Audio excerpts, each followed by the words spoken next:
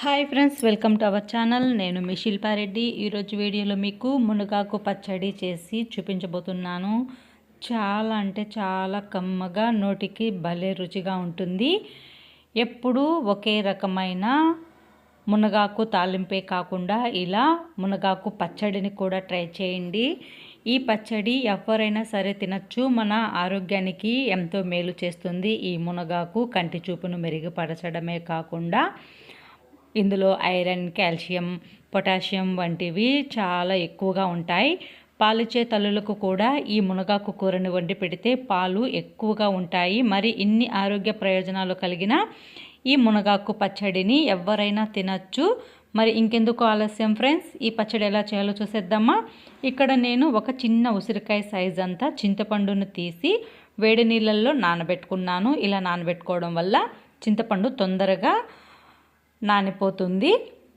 అలాగే 2 కప్పుల మునగాకు తీసుకున్నాను నేను. ఇప్పుడు ప్యాన్ తీసుకొని స్టవ్ ఆన్ చేసి అందులో కొద్దిగా ఆయిల్ వేసుకొని అందులో 1 స్పూన్ జీలకర్ర, అలాగే 1 స్పూన్ ధనియాలు, అలాగే ఎండుమిరపకాయలు ఒక 10-15 తీసుకోండి. కారం మీరు తినేదాన్ని బట్టి చూసుకోండి. ఎందుకంటే మునగాకు కొంచెం ఒగరుంటుంది కాబట్టి కొంచెం పులుపు కారం ఉంటేనే ఈ పచ్చడి చాలా బాగుంటుంది. అలాగే వెల్లుల్లి ఒక 10-15 తీసుకోండి. టేస్ట్ చాలా చాలా బాగుంటుంది. వీటన్నిటిని కొంచెం వేయించుకొని ఒక ప్లేట్లోకి తీసి చల్లారనివ్వాలి. అలాగే ఇందులో కొంచెం పుదీనా, అలాగే కొంచెం కొత్తిమీర, 2 కప్పుల మునగాకును తీసుకున్నాను. మీకు ఇష్టమైతే అలాగే కరివేపాకు కూడా తీసుకున్నాను. మీకు ఇష్టమైతే పుదీనా, కొత్తిమీర, కరివేపాకుని వేసుకోండి. టేస్ట్ చాలా చాలా బాగుంటుంది. లేకపోతే స్కిప్ చేసేయండి. అలాగే 2 కప్పుల మునగాకు తీసుకున్నాను. వాటన్నిటిని శుభ్రంగా కడిగి కొద్దిగా ఆయిల్ వేసి వీటిని ఒక మూత పెట్టి కలిపి ఈ మునగాకుని చక్కగా వేయించుకోవాలి. మనం అచ్చంగా మునగాకుతో అయినా చేసుకోవచ్చు, లేదా కొత్తిమీర, పుదీనా, కరివేపాకు కూడా వేసి చేసుకుంటే మన ఆరోగ్యానికి చాలా చాలా మంచిది. ఇలా బాగా మగ్గించుకున్న తర్వాత వీటన్నిటిని ఒక మిక్సీ జార్లో వేసుకొని ఒకసారి వీటిని పొడి చేసుకోవాలి. ముందుగానే మనం ఆకు కూడా వేసామంటే ఈ ధనియాలు, జీలకర్ర, ఎండుమిరపకాయలు మెదగవు కాబట్టి ఒకసారి ముందుగా వేయించుకున్నవన్నీ మనం పొడి చేసి ఆ తర్వాత మునగాకుని, కొత్తిమీర, పుదీనా, కరివేపాకు వేయించుకున్నాం కదా, వాటన్నిటిని శుభ్రంగా కడిగి తీసుకోవాలి. ఇప్పుడు ఈ మునగాకుని వేసుకుని చింతపండు కూడా వేసి కొద్దిగా నీళ్ళు వేసి ఈ మునగాకుని చక్కగా గ్రైండ్ చేసుకోవాలి. చూడండి, ఇలా గ్రైండ్ చేసుకున్న తర్వాత ఇప్పుడు ఈ పచ్చడిని ఒక బౌల్లోకి తీసుకోవాలి. మనం ఈ మునగాకు పచ్చడిని అచ్చంగా ఇలా రైస్లోకి, వేడి రైస్లోకి కొంచెం నెయ్యి కలుపుకొని తిన్న టేస్ట్ అనేది చాలా చాలా బాగుంటుంది.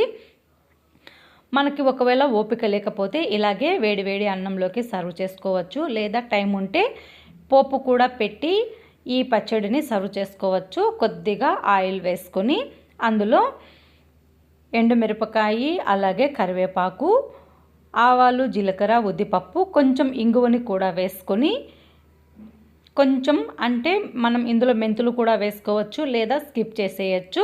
పోపు వేగిన తర్వాత ఈ పోపులో మనం గ్రైండ్ చేసుకున్న మునగాకును కూడా వేసి ఒక 2-3 నిమిషాలు ఈ పచ్చడిని మగ్గిస్తే చాలు. టేస్ట్ అనేది చాలా చాలా బాగుంటుంది. ఒక్కసారి మీరు ట్రై చేయండి. మనం మునగాకుని మగ్గించేటప్పుడు ఆయిల్తో అయినా మగ్గించుకోవచ్చు, లేదా కొద్దిగా వాటర్ వేసి ఆ వాటర్లో అయినా మునగాకుని ఉడికించుకోవచ్చు. మునగాకు మనం ఉడకదేమో అనుకుంటాం కదా, వేయించేటప్పుడు చెప్తున్నానండి నేను. వేయించేటప్పుడు వాటర్తో అయినా మనం ఈ మునగాకుని ఫ్రై చేసుకోవచ్చు, లేదా కొద్దిగా ఆయిల్తో అయినా ఫ్రై చేసుకోవచ్చు.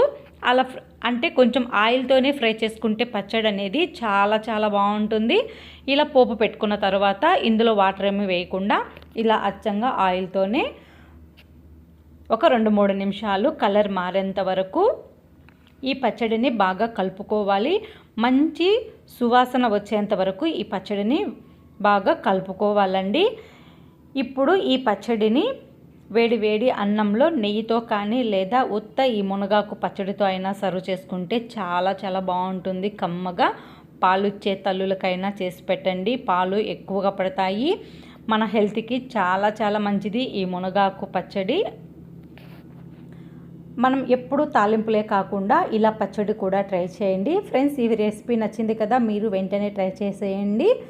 ఇంకెందుకు ఆలస్యం, ఈ వీడియో నచ్చింది కదా, ఒక లైక్ చేసి ఈ వీడియోని మీ ఫ్రెండ్స్కి, ఫ్యామిలీ మెంబర్స్కి షేర్ చేయండి. కుకింగ్ విత్ శిల్పారెడ్డి ఛానల్ని సబ్స్క్రైబ్ చేయండి. Thank you for watching video.